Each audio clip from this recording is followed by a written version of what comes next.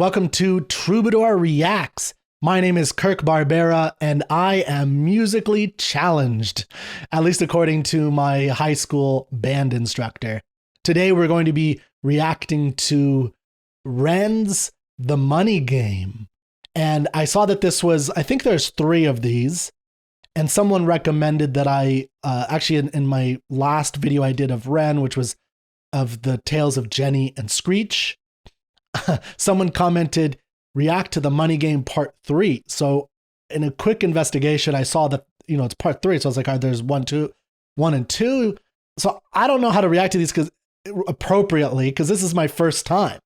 So anyway, I saw that there was a 1. So I'm going to just start with that. Hopefully I'm doing it correctly. And if I'm not, mea culpa. Okay. Forgive me. I don't know.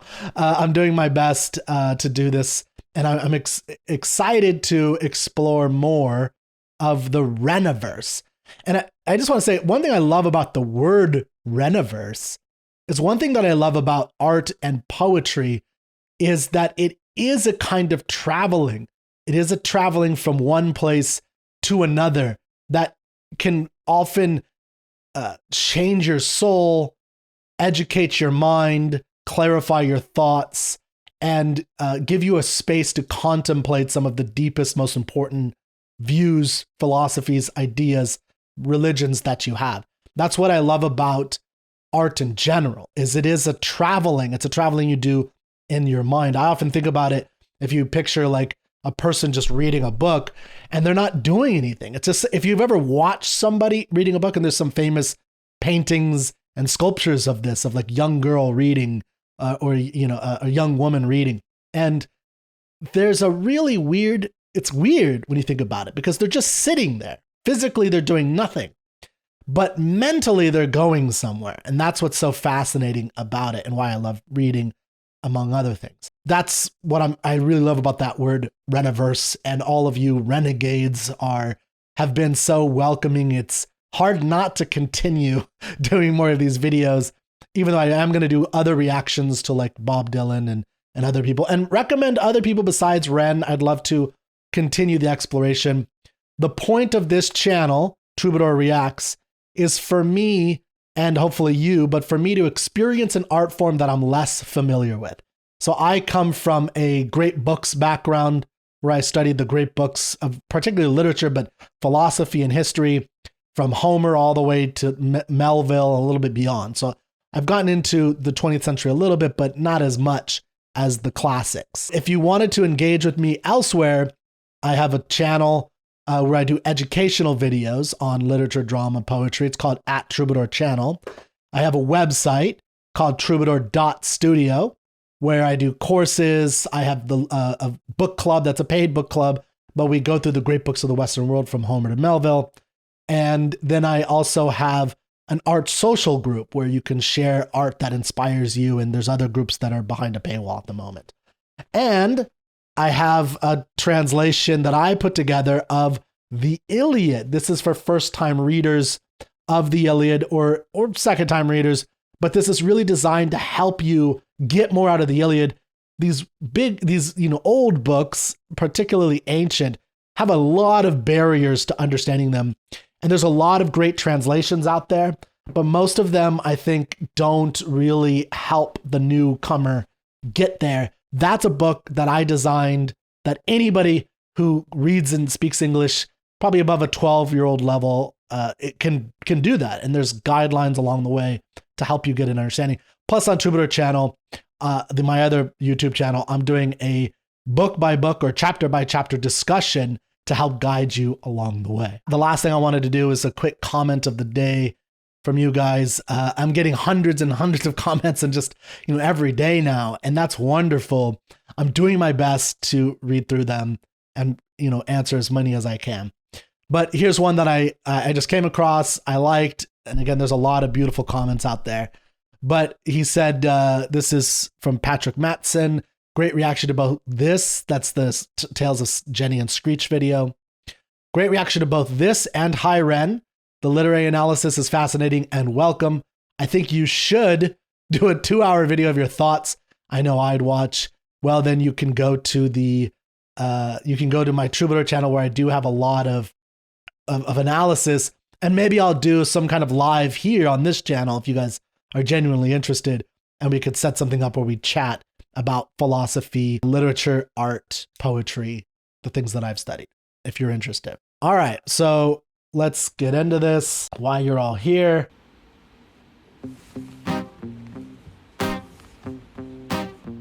I always love his music, his guitar playing.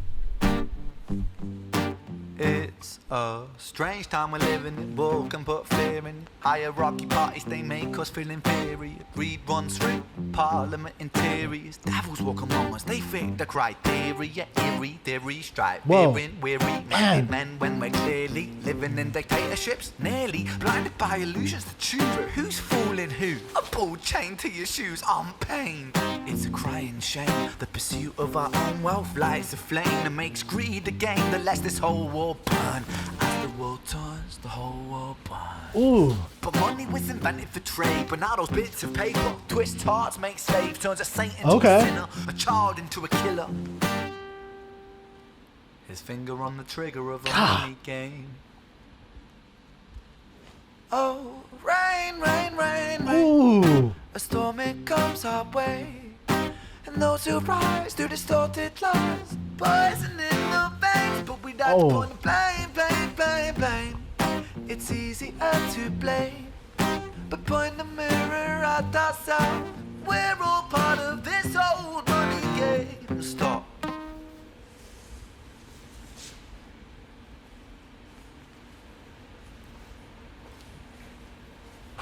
Whoa. This, I'm absorbing, and I'm going to have some more comments after the video, but jeez, this is...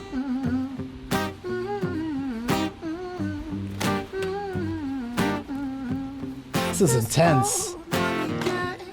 No. Oh, man.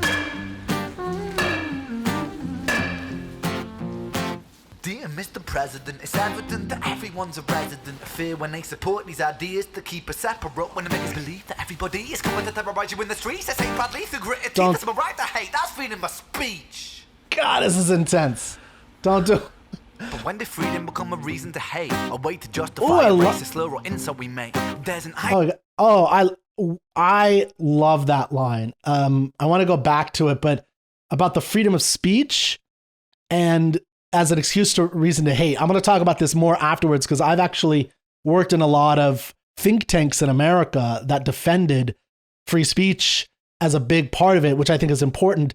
But yeah, I love that line. I want to think about that a little bit more, but it's not an excuse to hate and to bring violence and anything like that. So it's like, yeah, that's a great line. And just by the way, so one of the great things that poets do better than philosophers and academics and thinkers is they condense so much evocative power of the meaning of things in elusive lines like that you have to kind of grapple with. So that really, I want to get back to this. Freedom, cause us in the West, we have pillaged and plundered the middle class savages, colonized all of the rest. That's called hypocrisy. Preach a certain value that you never keep yourselves. Your country was in flames, you denigrate yourselves in a second. Still you spit your venom. He doesn't hold back. When really you're the immigrant, cause all of us are immigrants or descended from immigrants. Irony is imminent. I'll shed the light on immigrants. America was colonized by Britain. Britain, it was colonized by Rome. More so colonized by the Saxons.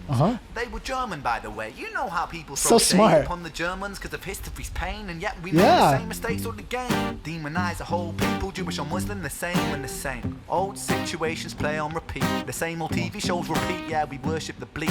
Our opinions aren't our own, and we follow like sheep. There's no left, there's no right. In the middle we sleep. Oh, I like that. Rain, rain, rain. Love this chorus. Comes our way. And those who rise through distorted lies, poison in the veins, but we like to point the blame.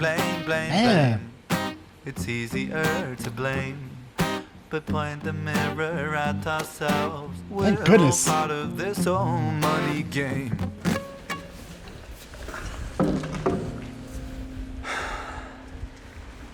Everything he does is so simple, but there's so much to it. It's not... Like as a music video, it's the imagery too. It's like, oh my God, what is he doing? This is Clockwork Orange written all over it. I know he likes that now. What if that was accidental? Stepping on the guitar. This old money game. Eee. He's giving a face. Man, I philosophically agree with Ren on a lot of stuff, which is unusual for me, by the way.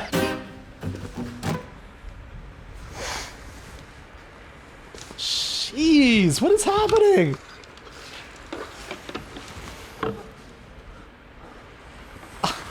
Oh my God. Man. This guy needs to produce some movies too now. I was a film major. I love movies, but this is so evocative. And such little is going on, right?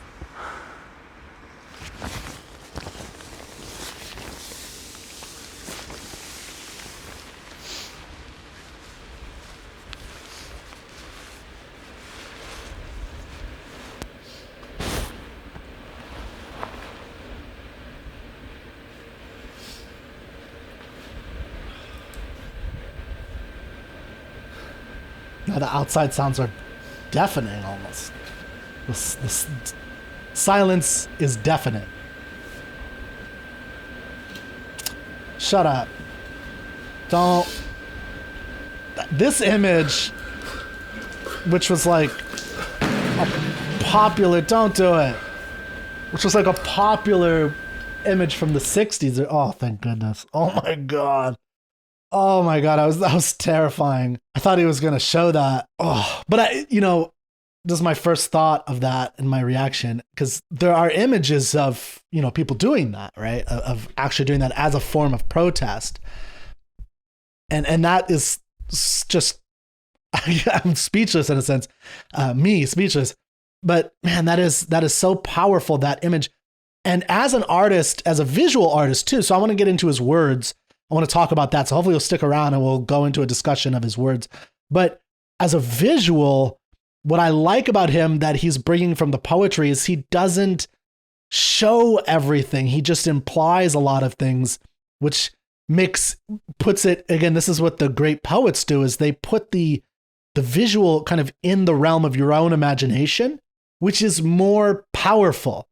So I always give this example. When I'm teaching the Theban plays by Sophocles, one of the greatest of all the Greek plays, I think, is Antigone. And part of what sets that off is all she does is she's trying to bury her brother not to make a political point, but because she wants to honor her brother because he's her brother. But because there was a war before her brother died, and Antigone's brother was kind of the leader of this that was attacking Thebes. This is part of this mythology of the seven against Thebes. And so he is kind of an enemy of the current king of Thebes. But to her, it's just a brother.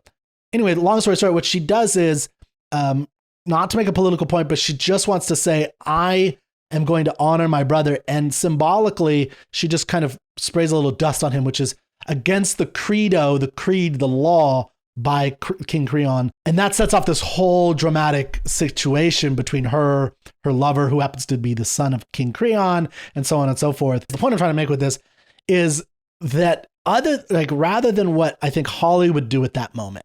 So she's trying to have this just meaningful thing for herself again, and stand for what she believes in and say, I don't care what the king says, this is my brother. So it's just a little, that's all you need, is just a little bit of dirt. And it just gets across all the power of what she's trying to accomplish. I think if Hollywood were to do this, they would have the body like at the top of a hill, and she'd have to like fight 400 guys and like shoot people in the head and blow up stuff in order to get there, to get past the person, some random, people. So the spectacle of that, I think, actually takes away from the power of what she's actually doing, because it's that emotional power that she's doing. And that's what I'm seeing with Ren here is he's showing some things, but he's letting your imagination doing. It's not, at least in this video, extraordinarily violent. And he's just doing some little things. and it brings it out of you so that your mind has to fill in the gaps, filling it in with your own consciousness and your own views and understanding of the world, which I think is what all great artists actually do, or especially poets, great poets. So I'm going to pause for a minute and I want to listen to it again on my own. And then I want to go through some lines that stuck out. I'm going to try to go through this almost line by line like I would with a poem because there's so much here. But I don't want to comment on everything because I'll be here all day. We could do this at some other point. But anyway, so looking at this, he starts off by, it's a strange time we're living in. World can put fear in you. And, this is September 2025. And that was, I think he did this like 5 years ago. Is that correct? It says in the video 5 years ago, what was going on in 2020. So yeah, that's it seems, yeah, that was pretty good. It's a strange time we're living in. World could put fear in you. Hierarchy parties that make us feel inferior. I think that's spot on. And I think our party system, I don't know as much about the United Kingdom's party system. I know a little bit, but not much. But obviously I know the American system of right, left, Democrat, Republican, which is problematic. Greed runs through the parliament interior. That's, the corruption in American politics, but I think in many countries is well documented, well understood. But this line really struck. Devils walk among us. They fit the criteria. Eerie theories strike fear in weary-minded men when we're clearly living in a dictatorship. The eerie theories makes me think of the kind of conspiracy theorists that have become more and more popular, and the conspiracy thinking, conspiracy theorism that happens, I think, is becoming more popular. And he says, when we're clearly living in dictatorships, I skipped a line, but nearly blinded by illusions to choose, but who's fooling who? Now, two poets that I thought of here from this particular line was actually Dante from the Inferno and Shakespeare's Macbeth. I see a lot of Shakespeare's Macbeth in particular in Ren, and a lot of dystopianism in his work, at least from what I've seen so far. Just even in the imagery, I think a lot of it. I think a lot of Dark Mirror, if you know that show. So there's a quote in Dante there with the sinners were demons with great wings, their faces fierce, their gestures cruel and wild, armed with great hooks that tore the souls apart. And this is in reference to actual government officials in Italy, where after Dante was exiled from, and he's commenting on his exile in a sense, and the kind of politicians and people of that time. And he's, kind of combining them with this religious hell symbology. And I think that's a lot what's happening with what Ren is saying. And there's something about the nearly blinded by illusions to choose. Shakespeare's Macbeth says, I have no spur to prick the sides of my intent, but only vaulting ambition, which o'erleaps itself and falls on the other. I think there's a lot about ambition and things of that nature, which I think kind of resonates with where Ren is coming from. Now, there's a quote, money was invented for trade, but now those bits of paper, twisted hearts, make slaves. And this is such an interesting one for me because I actually worked for financiers in America, or not a financier, I should say, a think tank that defended financiers. And you guys might hate me for that, but one of the things that I definitely learned is there's this idea that money is invented for trade. I do think this is such a good way of putting it by Ren, of those things can get twisted in a variety of ways. And part of what twists it, which I think is in the story that Ren is telling here of the money game, of like a monopoly almost, it feels like a game to a lot of people. And that it can, and you can witness this in people, corrupting them and making them, twisting their hearts and making slaves of them. And I do think that can happen, but I will say that my own personal philosophy, and I didn't see Ren say yay or nay to anything like this, is that what does that is not actually the money itself necessarily. It's actually kind of power corrupting things and kind of putting themselves in alignment with political power That's where the corruption tends to happen, at least in my experience. Now, I know a lot of people won't agree with that, and that's fine too. But here's a couple of passages that I thought might be interesting. So there's a Greek god, or called Mammon. John Milton talks about this in Paradise Lost.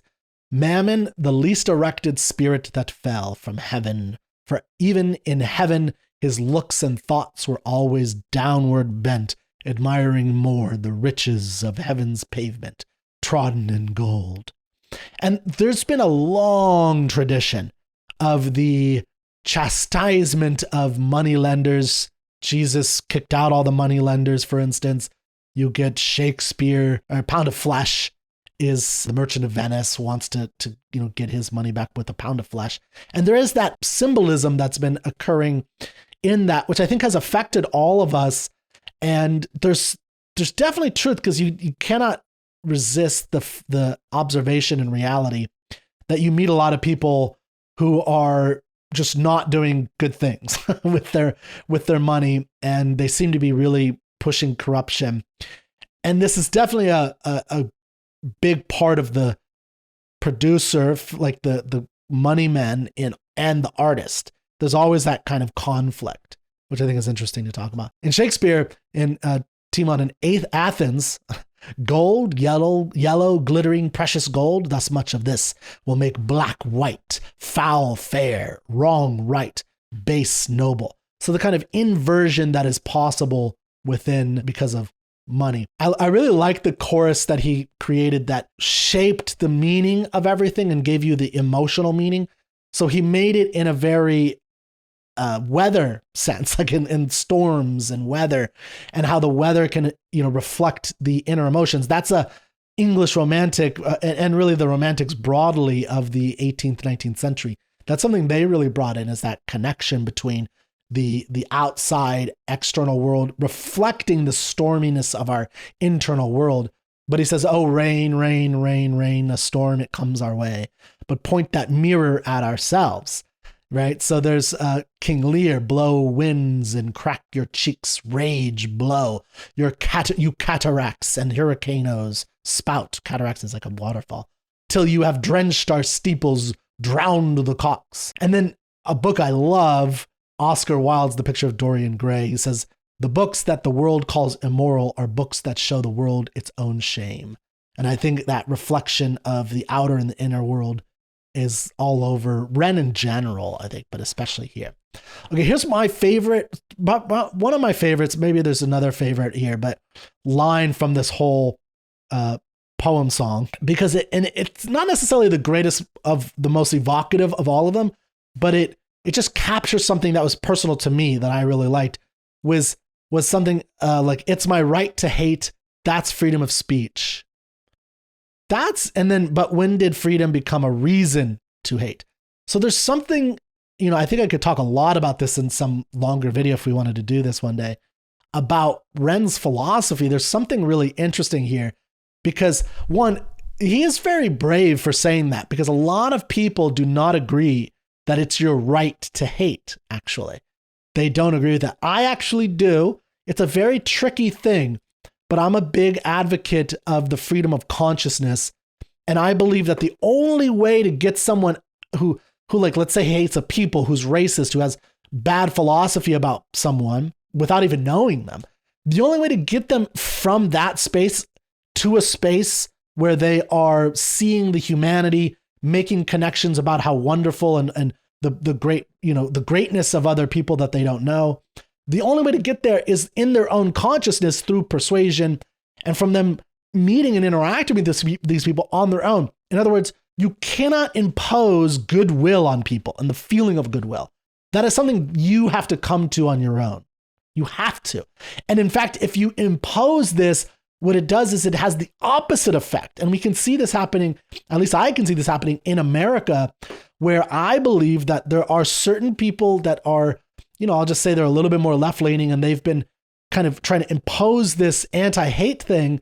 And all that's really done is kind of made more racist on the right. And I try to stay away from politics, but it's kind of creating more hate. And I don't want to see that. Ren here says, but when did freedom become reason to hate? Yeah, and that is something I've always wanted, I always try to express, because I've actually gone out onto the lines of political fighting in America, trying to fight for, First Amendment rights and making sure we have freedom of speech, freedom of consciousness. And I've worked with organizations that legally fight for that. But it is not a reason to hate. And I love that. What I like about what Ren is doing here as a poet is he is, what I'm saying, condensing all of these. You could give a 5-hour lecture on this one line. And that's the power of poetry, is to bring it home in a very condensed, powerful way. There's something I'm a big fan of John Milton. He wrote the Divorce Tracts as well as, so he was a thinker as well as a poet, like I think Ren is. He's both. Ren, I think, is a thinker and a poet, which actually they go together. I think we think of them as separately, like there's intellectuals and there's poets. Like, no, they think together. And so John Milton, on top of writing Paradise Lost, he wrote the Divorce Tracts. So I really recommend people actually investigate the 4 divorce tracts a little bit, because he's the first one to really argue for being able to divorce from somebody, in this case, obviously man and woman only, but being able to divorce from marriage on spiritual grounds. That's a big move in the history of the world. Not because before that you'd have to come up with, adultery charges, and only a man could do it. That was still kind of the case. So there's still a lot of sexism, of course, but he's at least starting to argue that we should be able to divorce because of, spiritual grounds. And he also argued for freedom of speech, freedom of the press in particular. And he said, give me the liberty to know, to utter, and to argue freely according to conscience above all liberties. And he's really to me, the patron saint of freedom of consciousness. So the next thing I want to talk about is the colonized part. America was colonized by Britain. Britain was colonized by Rome. And man, there's a whole sections here by Ren of just, he's very erudite. He's very learned. He knows a lot about the history, which I think is wonderful. He made me think of the spirit of colonization, which I think has some good things, but yeah, it comes with bad things. And it's again, like a lot of things, it's a challenge. So Virgil's Aeneid, I sing of arms and the man who first from the shores of Troy came to Italy and the Lavinian shores exiled by fate. So Aeneid is a story of colonization and immigration. It's both. And that story is one of the foundational stories of the West. So Aeneas leaves or is exiled because Troy is destroyed by the Greeks. He's traveling around. He's an immigrant to the Carthaginians. And there's a beautiful, tragic story of him falling in love with Dido. And she invites him and his men to colonize or to stay there as immigrants. But has a destiny, so he leaves to the Lavinian shores and he eventually founds the city of Rome. Then, of course, there's the famous poem and the Statue of Liberty in America, which is the new Colossus. Give me your tired, your poor, your huddled masses yearning to breathe free. So we had this whole thing about our opinions aren't our own and we follow like sheep. There's no left, there's no right, in the middle we sleep. That actually made me think literarily, again, the dystopian sense of, I got a lot of sense of the chanting from Animal Farm. It feels like that. Also, H.G. Wells it also feels a lot like the chant, The Island of Dr. Moreau by H.G. Wells. Not to go on all fours, that is the law, are we not men? Not to suck up drink, that is the law, are we not men? And but it's the chanting nature that I found really interesting about what he was saying. And then in Animal Farm, there's kind of the sheep chant, blind followers of propaganda is what they're supposed to remember. All animals are equal, but some animals are more equal than others, like that kind of thing. That's kind of the feeling I at least got from what he was saying here. Our opinions aren't our own and we follow like sheep. There's no left, there's no right. In the middle we sleep, right? I like that rhyme. It's very simple, but it gets it hammers that point home. I thought of a painting, Francisco Goya's The Sleep of Reason Produces Monsters. I think there's a worthy study of Ren out there that you should dig into his lyrics, enjoy them. I really enjoyed the music, and it wasn't like the most it wasn't like a pure pleasurable thing as like a simple hip like 90s pop music that I think of or anything like that. It was deep and dark and scary. Like there's moments when I was like, don't do it, man. I don't want to see it. And I always wondered, I was curious about the bat that he used. Like, I wonder if that was any kind of like what, because it looked like an American baseball bat. I don't know if it's that. I don't know enough about cricket. It didn't look like a cricket bat. So how popular is baseball in the United Kingdom? And I can't remember. I know he likes the movie A Clockwork Orange by Stanley Kubrick, which is based on the Anthony Burgess book, but very different. And I don't remember if he uses a baseball bat when he kills those people. I can't remember how he does it. I can't remember how the murder goes, but yeah, it's intense. But he definitely in this music video evoked a lot of that. So thank you very much for joining me. Give me some more recommendations, and hopefully you like that.